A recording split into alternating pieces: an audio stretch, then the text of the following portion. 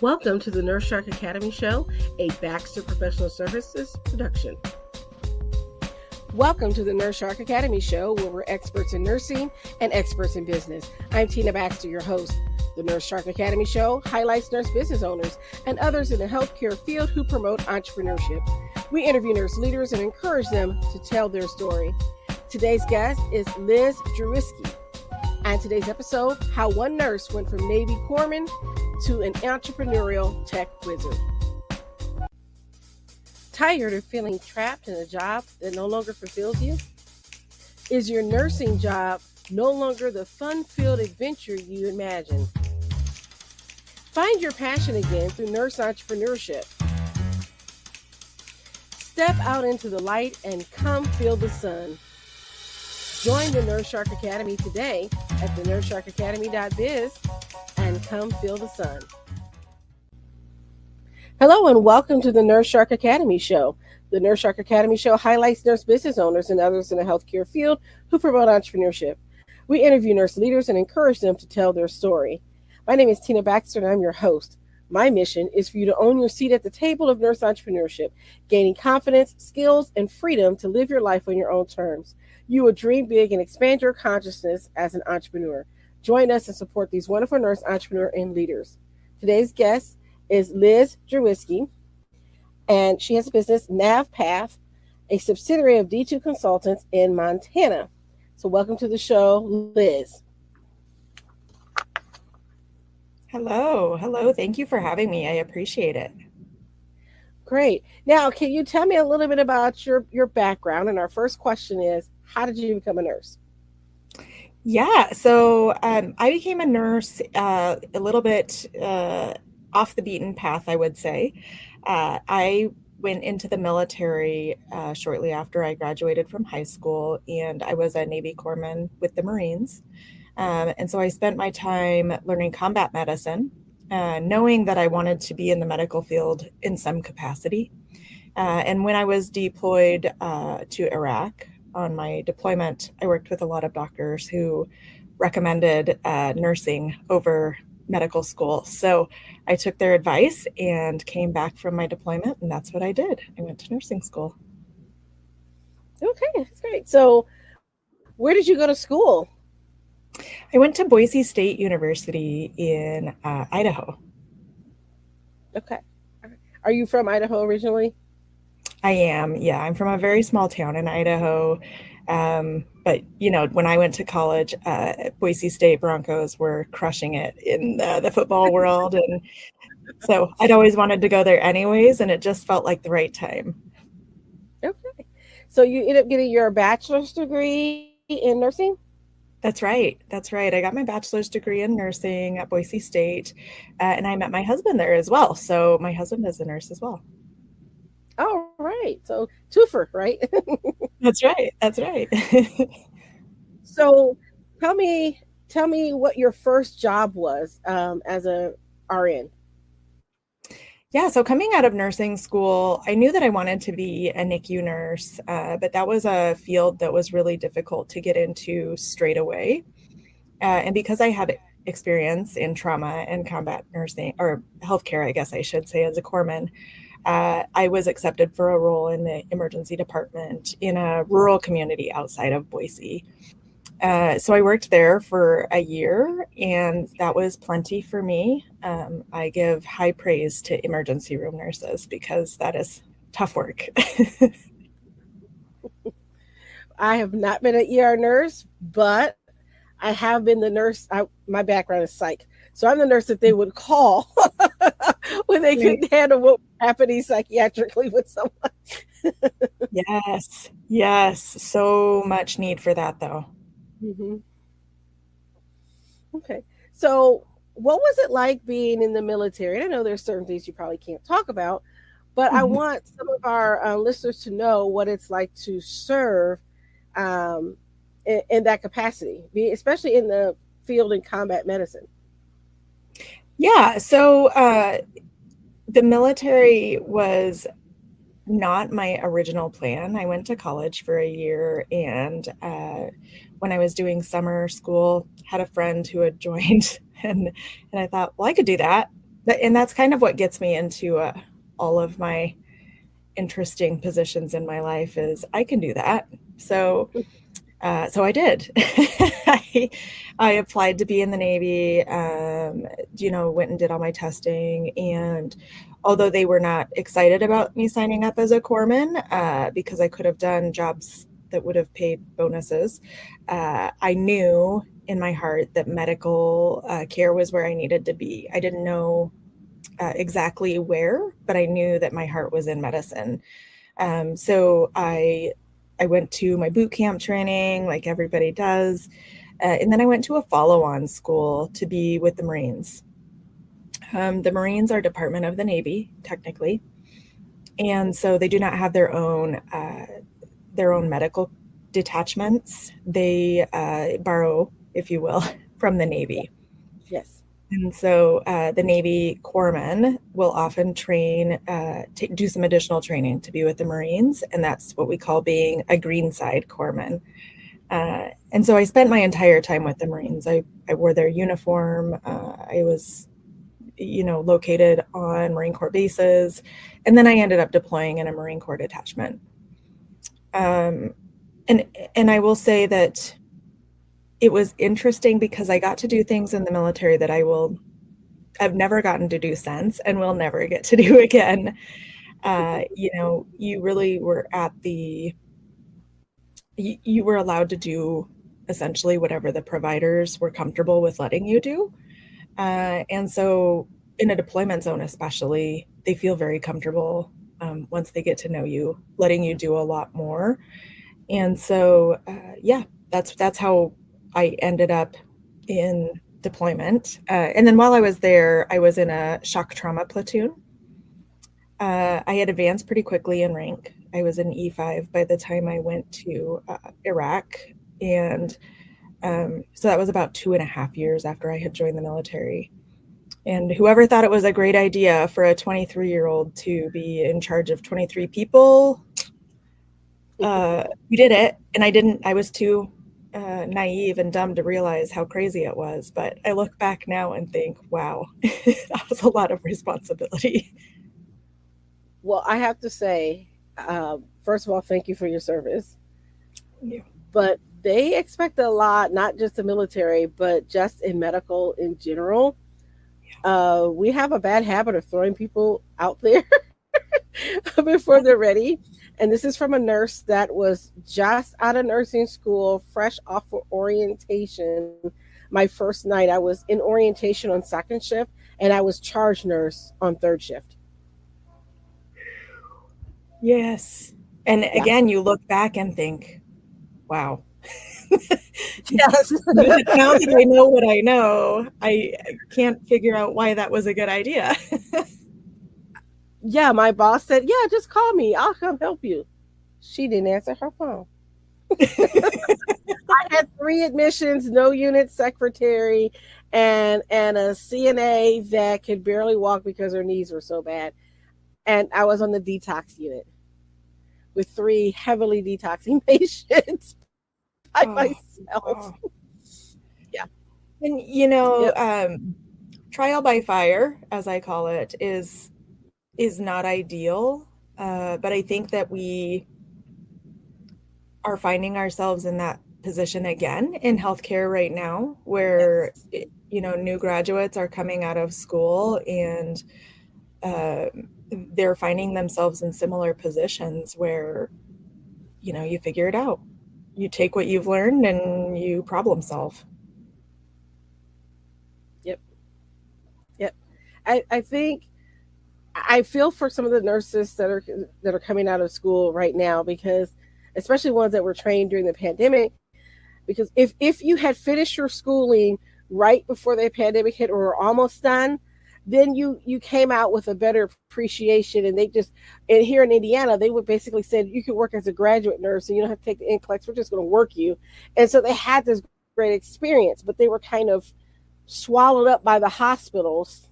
And so they had a lot of hands on.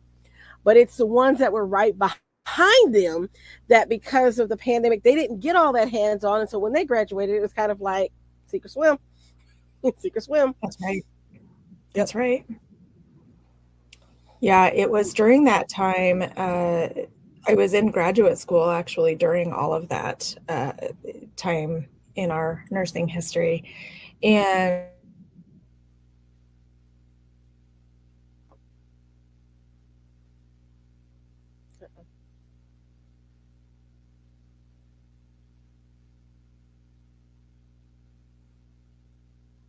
Are you there?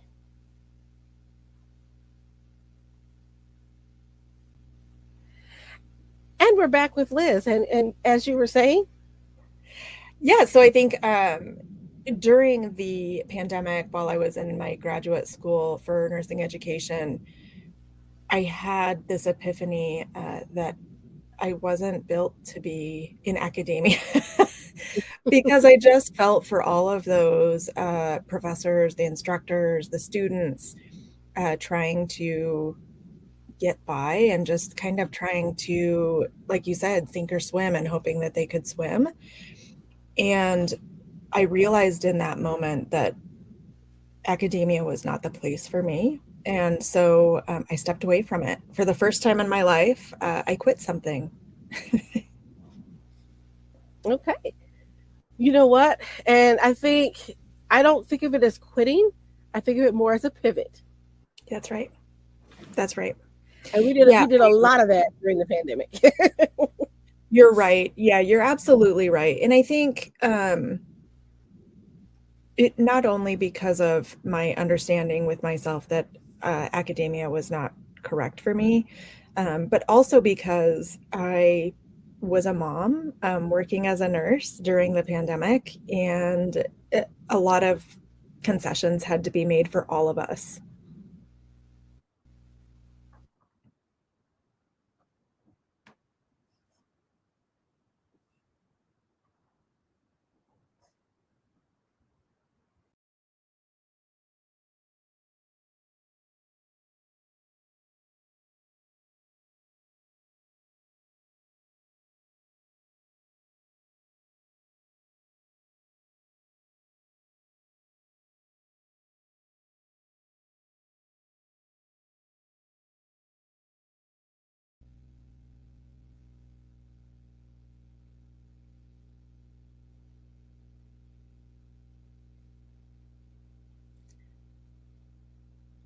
Okay, looks like we're still recording.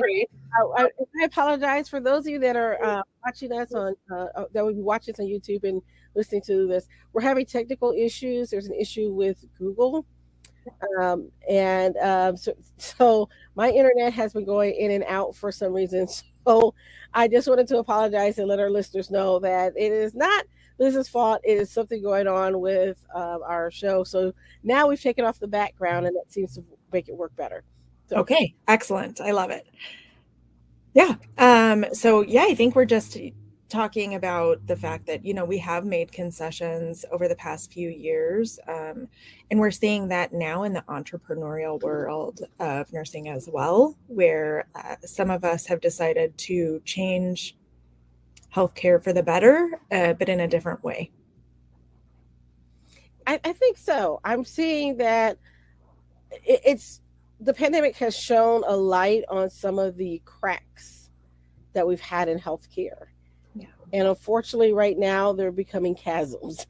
But I think there's a bit of hope that these things will change, and that we're able to, help the nurses and all the rest of the staff and prevent the burnout that everybody's been talking about. And I just had a conversation with a colleague, and she's really beginning to feel the burnout. And I think for us, because we were in, we still worked in psychiatry. We were still working throughout the pandemic as well, but we got to work virtually. And I think just coming back from all of that and then going back into the office and all the stress of that and the stresses of the changes in the job and healthcare, I think it's just kind of finally catching up with us in those areas that we weren't front lines, meaning that we weren't there with the ventilators and all of that. But it's kind of like the compassion fatigue because we've had to deal with everybody else's stuff Yeah. in the Yeah. midst of all this. That's exactly right. I left the bedside inpatient nursing shortly before the pandemic. I was in NICU nursing, high acuity, and hearing the stories from my friends who were working in high acuity NICU, and then those who were still working critical care and intensive care, they were experiencing obviously intense nursing, as Mhm. we all saw. But I think there were some of those, or some of us out there who were not at the front lines. We weren't we weren't in the thick of it, but we were still experiencing the hardships that went along with it, just in a different way. And it tended to be in that emotional compassion fatigue sense, rather than the boots on the ground heavy lifting. Yeah. I think people forget that those of us that maybe weren't in long term care, because they also had to suffer through a lot too. Yes. Um, but those of us that were on the outpatient side, we had to deal with the uncertainty, because we had patients that didn't want to come into the office who needed to be. I had a patient that actually died from gallbladder disease because he just would not go get checked out. He just refused to have surgery because he was afraid of COVID, and he wouldn't go to the hospital. And he thought he might have had cancer because they didn't know what it was, and his mental illness played a part in it. But he just decided if it was his time to go, he was just going to go because he was too afraid to go to the hospital. And dealing with that type of stuff for several years, and then now coming out of it, and then you've got all these other stuff with the pandemic. I mean, with the political system and inflation and possible recession, all those pressures.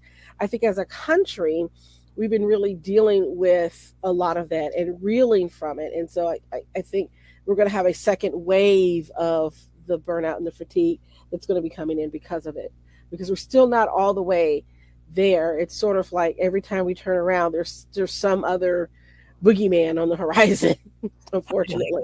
I like that. Yeah. Yeah, I think it's interesting because as I've said a lot lately to just colleagues and peers, that we aren't experiencing a nurse. There's not a shortage of nurses. We keep hearing about the nurse shortage. And I think that it's important for us to remember that it's not a nursing shortage. It's a shortage of nurses who are working in the healthcare system right now. And there's a big difference. Yes, it's a big misnomer. Mm-hmm, Yeah, mm-hmm. yeah. I think we have a shortage of nurses that are willing to put up with the BS, basically. That's exactly what I've actually said. I'm afraid to swear on your show, though, because I am a sailor, you guys. Well, I had one other guest, and I just marked the show explicit when that happens. Sometimes it just happens, right? And sometimes it just happens, and it's kind of funny when it does sometimes. So, how did you then transition from working, um, in OB as a NICU nurse to doing what you're doing now? How did that come about? Yeah, it's a little bit of a convoluted story. So I try to make it as streamlined as possible. But we moved to Montana after shortly before the pandemic, actually. I was expecting my third child, and we have family here. So it was the place for us to be. But high acuity NICU does not exist where we are. So I identified a way to still take care of high risk babies without taking care of high risk babies. And that was with high risk maternity care. So maternal fetal medicine became my passion, and just identifying where that upstream chasm was. As you mentioned, there are these chasms, and where the gap was between finding out that somebody has a high risk baby or potentially has a high risk pregnancy, and then what happens between that point and when they deliver. And in that gap, I created a new role with the assistance of a very incredible nurse manager who is very supportive, and kind of just gave me free rein to say, you know what, I trust you and I trust your gut, and I trust that you're going to help us fix this gap. And that's where I learned about nurse navigation. And, it primarily exists or did exist at that time in the oncology space. But Hmm. the more I learned about it, the more I realized that it belonged everywhere, not just in oncology.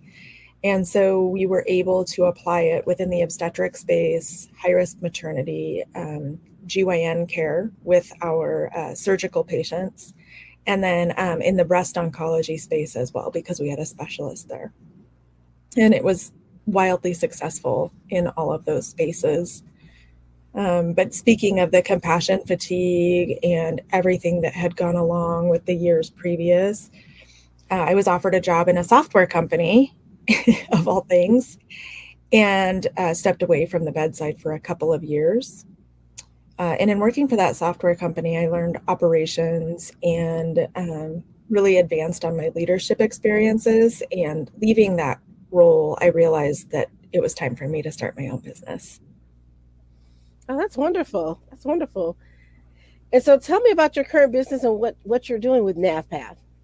Yeah, so NavPath is an organization that specializes in nurse navigation. Nurse navigation is a practice of patient care where the nurses they manage the complexities of patient care by providing them with support for their socioeconomic needs, their SDOH needs, scheduling, and the nuances of each complex patient experience. Because we know that 6 in 10 Americans have some form of a chronic health condition, but 4 of 10 have multiple.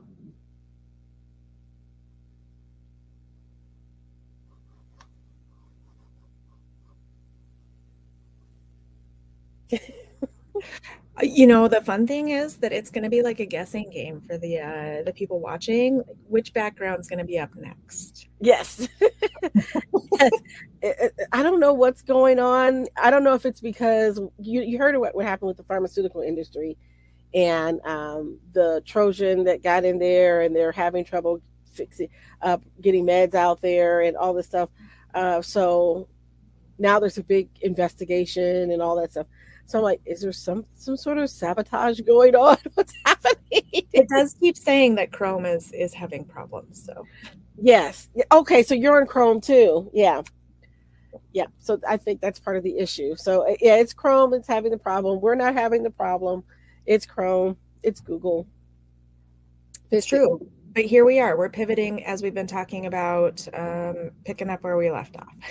That's right. Okay. So you were talking about NavPath.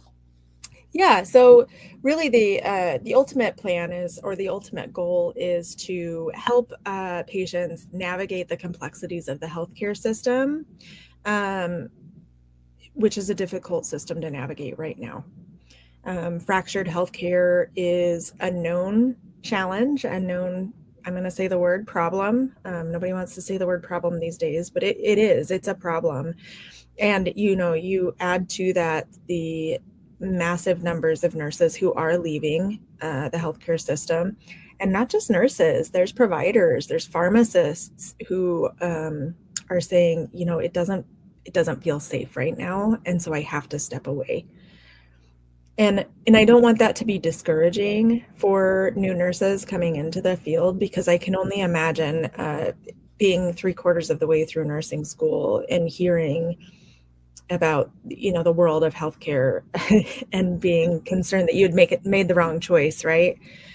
Um, but I hope that they can find peace in the fact that we're out here, and I say there's a revolution happening where nurse entrepreneurs are coming together. Yeah. We're not at odds with one another. We are coming together and really trying to say, you know what? Your idea, the way that you are attacking this is brilliant, and I want to support you any way that I can. And we're moving forward. I think it's so important. I'm so encouraged by what I'm seeing happening with nursing, particularly on LinkedIn. I don't know if you ever follow, but follow the hashtag nurses on LinkedIn. Yeah. there's so much going on.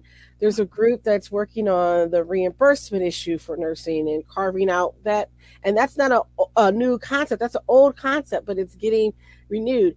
There's actually a call for us to revamp our nursing diagnoses again and pull out Nanda, Nick, and Knock. There's Oh, another call for that. I'm like, I wasn't aware Nanda, Nick, Knock went away because I've been away from academia for so long. yeah. And so I think there's such a great opportunity for nurses right now to come up with solutions to the problems that we have in healthcare, Yeah. and to find that next Florence Nightingale. You I know, love it. I love it. yeah. I'm excited about this. And so, how do you? So, if you do you work with the patients themselves? Do you work with doctors' offices? How would they get a hold of you if they're interested in your services? Yeah, so the basic premise behind it is that NavPath, I have a website, navpath.me, and I also am very active on LinkedIn. NavPath is a program that will be, that is purchased, if you will, by healthcare organizations. The current focus is on ambulatory care simply because it's what I know. But we also have a stronghold of interest, if you will, in senior living as well and in long-term care, just knowing that they also could benefit from that that in between, that champion for the patients. But the idea really is, let's teach the nurses how to be autonomous but supported in their autonomy. We have to provide our nurses with the policies and the protocols to back them up if we're going to give them autonomy, because otherwise they work in fear, and working in fear is never going to lead to success. And so there's that piece of the puzzle, but really there's 5 steps of the NavPath journey, and that is change management, project management, because if you don't have a change management plan or a project management plan, then you're kind of doomed from the beginning. The fiscal feasibility of the process, so helping organizations to identify billing codes to be able to bill for the nurses' services and to identify metrics and ROI for using the services of a nurse navigator model. And then building the leadership, emotional intelligence, and autonomy skills that are required to be successful. And I think that's, again, where we miss the mark, is putting people into elevated positions without providing them with the tools to be successful. And so that's our mission, is to empower healthcare organizations to implement the nurse navigation model of care, to allow nurses to step up into leadership positions and take some of the responsibility and the administrative burden off of the doctors and then the support staff of nurses as well. I think that's so important. And I know some administrators quake in fear when you hear the word nursing and autonomy. True. And I say that as a nurse practitioner who, we're still in Indiana. We still have a collaborative practice agreement. And every time we make the argument, we're not expanding our scope, we're staying within our scope of practice.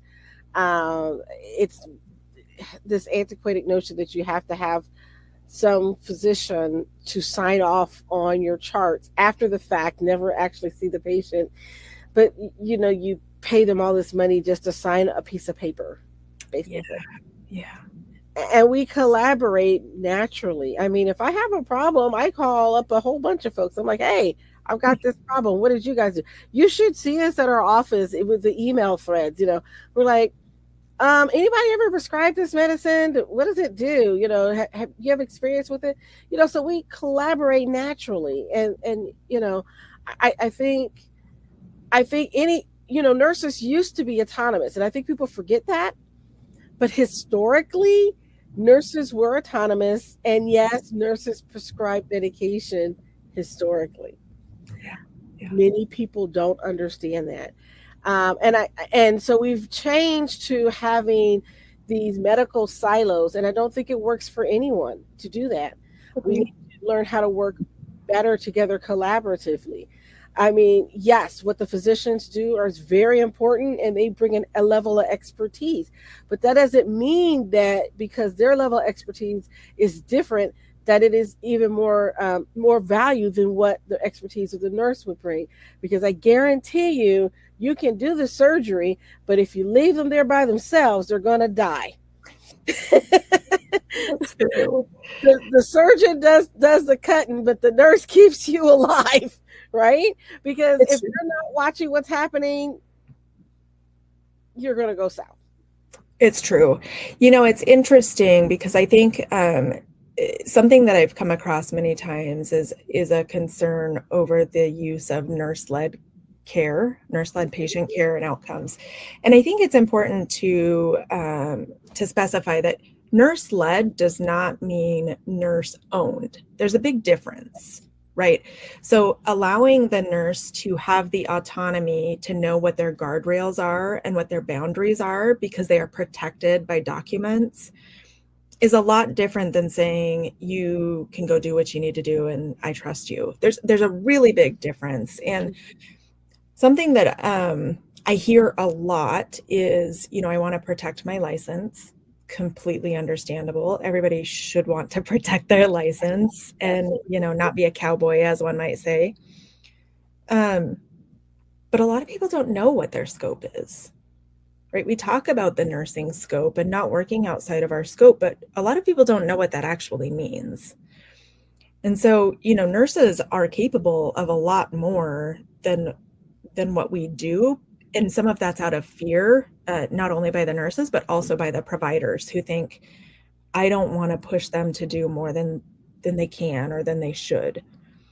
And so, you know, if you really look up through the American Nursing Association, it's really, you know, monitoring, evaluating, um, eh, procedures. Oh gosh, there's a whole list of things. But ultimately, you can do procedures, you can take part in a screening and things of that nature as long as there is documentation to back it up. Precisely. And so an example I might give is when we were implementing the nurse navigation role in the obstetric world, um, we were trying to identify the best way to receive that fiscal feasibility. You know, you have to be mindful of the bottom line. Nobody likes to talk about it, but Yes. ultimately, if the healthcare organization can't make money, then it will fail to exist. And so, by creating an opportunity for us nurses, there were two of us, to listen to Doppler heart tones on patients at 32 weeks, which is a sweet spot in pregnancy for the most part. Patients who are high risk have already been receiving regular ultrasounds through maternal fetal medicine. We would collect or connect them to non-stress tests, monitoring if we needed to, which nurses are in fact allowed to monitor. Hmm. And then for the lower risk patients, we would just do Doppler heart tones. And if anything came up that was of concern, we had very clear parameters in our protocol that allowed us to reach out to a provider. But as long as everything fell within the parameters, we were allowed to do our educational session and listen to Doppler heart tones and allow the patient to be on their way. This was not a replacement visit. Nobody was trying to replace a doctor's care, but our goal was to supplement the care that they were receiving from their providers. And we found that to be overwhelmingly the case. Well, if you would think about it, that only would make sense that you would have that collaborative piece where, yes, the provider is writing the prescriptions and managing the care and the day to day, this is what we should see happen. But that interim time, that piece where things can go wrong, wouldn't you not want someone to kind of be monitoring the situation and say, hey, we have a potential problem here so we can avert it from becoming a crisis? I think if we look at it that way, one, it would make it to where others would understand it. And I think that should be the standard of care, right? That you have those extra eyes and ears. And I think being a nurse navigator would probably be one of the most important things, because I don't know about you, but having my husband had a kidney transplant, and I thank the Lord for his nurse navigators, because I didn't have the time to track down this or that. They were very good about finding out what medication he needed, how much he needed, communicating with us, letting us know what the clinic schedule was going to be, making sure that all his appointments were set up and needs were met, and keeping me in the loop. And it was such a great experience with this particular hospital. We had previously been with another hospital, and that experience was a complete disaster. They never communicated with us. We never knew what we were going to do. We didn't know what the next steps were. So having someone help you to get through that complex healthcare system is golden. I don't understand why we don't implement this more. I think every specialty needs a nurse navigator. I love my community health workers in my clinic, because they help us with things like, oh, you're not coming to your appointment, you have transportation issues, you don't have food in your house, can we give you resources to help you do, get those things, because you're not going to care about your mental health if you're not eating, right? So I think those things are so important. So with your current business, you're all up and ready to go. You've got your website now. So I want to make sure that people hear that you go to NavPath, that's NavPath.me, for her website, and you're working with healthcare corporations. So if any of you leaders are out there and you're looking for nurse navigators, please hit up Liz and her company, because I think that's great. And what's it like in Montana? I want to know. But I've always wanted to go. I'm serious. I know it's one of the least populated states. I know all that. Yeah. But I just thought it would just look so pretty. It is. It's funny because actually on LinkedIn today, I posted about healthcare in relation to, a metaphorical lake that's frozen over, because that's what we're living. It's cold for a long time here every year. We got close to a foot of snow 3 days ago, and it was like a snow globe outside, but today it was 50 degrees. So one never knows what you might get in Montana. Very similar to Indiana, where we had almost 70 degrees 2 days ago, and then we woke up and it was in the 20s again. Yes. So it's not just us. No. We just our motto is just wait around, the weather change. That's right. Give it any minute. That's right.